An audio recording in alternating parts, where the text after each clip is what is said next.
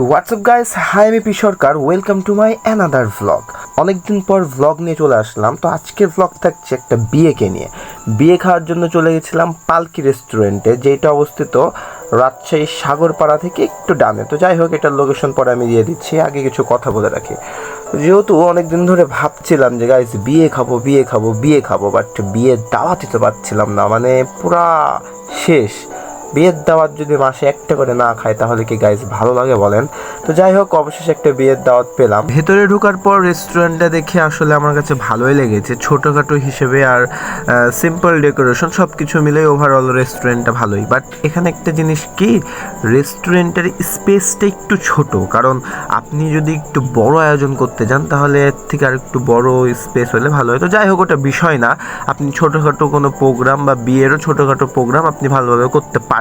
তো যাই হোক, বিয়ে বাড়িতে ঢুকেই সবার প্রথম কাজ বা যেটা হয়ে থাকে, বউয়ের সাথে বা বরের সাথে ছবি তোলা। যেহেতু আমরা বউ পক্ষ ছিলাম, তো বউয়ের সাথে আমরা ছবি তুলবো, কারণ এখনও জামাই পক্ষ বা বর পক্ষ আসেনি। তো বউয়ের পাশে আমার মা গিয়ে বসে যায়। তো আমিও অপেক্ষাতে ছিলাম যে কখন কয়েকটা পিক তুলতে পারি, বাট বউকে ঘিরে তো সবাই, যেই ভিড়, পিক তোলায় তো মুশকিল। তো যাই হোক, পিকের অপেক্ষায় না থেকে সাইডের একটু ভিউ নিচ্ছিলাম। আশেপাশে অনেকেই খেতে বসে গেছিলো, আমরা এখনো বসিনি, কারণ আমাদের কি বউয়ের সাথে ছবি তোলা লাগবে, এটাই আমাদের আসল কাজ। তারপরে খাওয়া দাওয়া পরে পিক তোলাটাই কিন্তু আগে, কারণ বিয়ে বাড়িতে গেছি, পিক না তুললে কি হয় বলেন গাইস?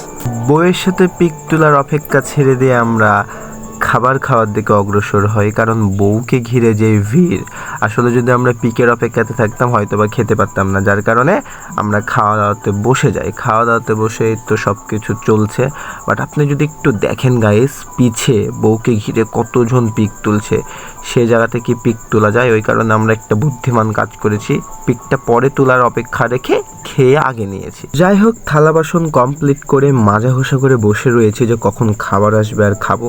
তো এই ফাঁকে আমার ক্যামেরাম্যান একটু পিছে জুম করেছে, মানে ওই বোঝাতে যাচ্ছে যে কতটা ভিড় আছে বউয়ের সাথে, যে যদি বইয়ের অপেক্ষাতে থাকতাম আর যদি পিকের অপেক্ষাতে থাকতাম তাহলে হয়তো আমাদের খাওয়ার আর হতো না।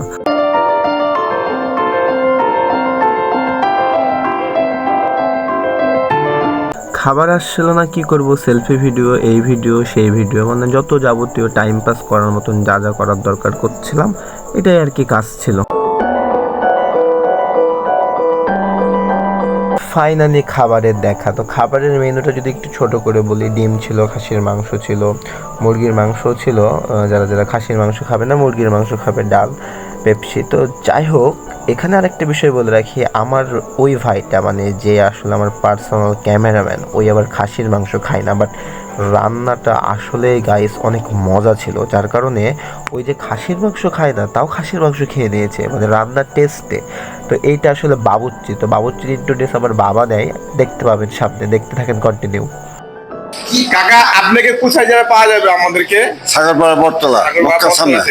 আলাউদ্দিন কাকা। হ্যাঁ, আলাউদ্দিন কাকা। আপনার হাতের রান্না খুব সুন্দর, আমি এর আগে মেলা খাইছি, ভালো লেগেছে। আলহামদুলিল্লাহ। যাই হোক, আমি আপনার নামটা আমি একটু প্রচার করবো। আচ্ছা, ঠিক আছে, সমস্যা নেই। এটা কিন্তু ভাইরাল করছে আপনাকে। হ্যাঁ, আচ্ছা, করে তো কি হলো? আপনি মরে গেলেন। মরে গেছে, সেটা আলাদা ব্যাপার। কি নাম দাদু? আলাউদ্দিন। আলাউদ্দিন। কোথায় পাবো? সাগরপাড়া বটতলা, নাম্বারটা একটু একদম মক্কার সামনে। নাম্বার দিব? হ্যাঁ, বলেন। 01716 হ্যাঁ, তারপর 721369। ঠিক আছে। আচ্ছা, যেহেতু খাওয়া দাওয়া শেষ, আশেপাশে ঘুরে দেখছিলাম কি কি দেখার বাকি আছে। তো ছাদনাতলাটা দেখতে গেছিলাম। আসলে ছাদনাতলাটা কিন্তু একটা বিয়ের মেন আকর্ষণ। তো ছাদনাতলাটা যেহেতু কমিউনিটি সেন্টারের পক্ষ থেকে, তো সিম্পলভাবে ওরা যে এরকম ডেকোরেশন করা আছে ওইটার উপর দিয়ে আসলে বিয়ের কাজটা সারবে। নতুন করে যদি কেউ করতে চায় তাহলে ওটা করে নিতে পারবে, বাট ওদের একটা ফিক্সড ছাদনাতলা করাই থাকে। তো ছাদনাতলা দেখে অনেক কিছুই মাথায় আসছিল, তো ওটা বিষয় না, ওটা ভুলে যান।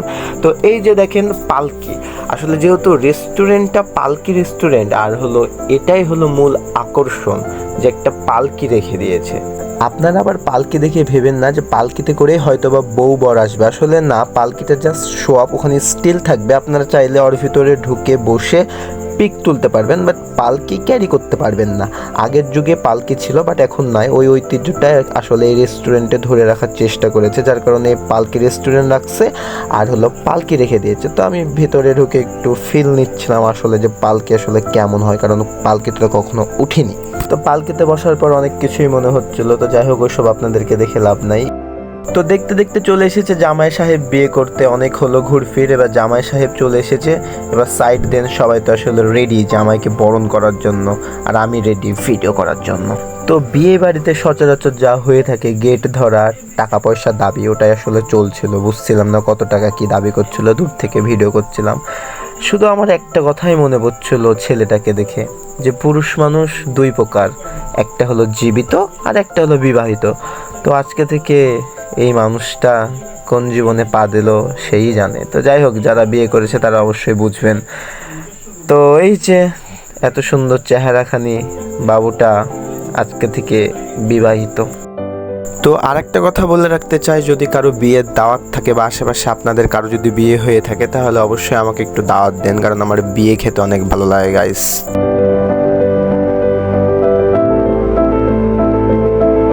যাই হোক, সব কাজটা সেরে বরকে তো অবশেষে ঢুকতে দিল।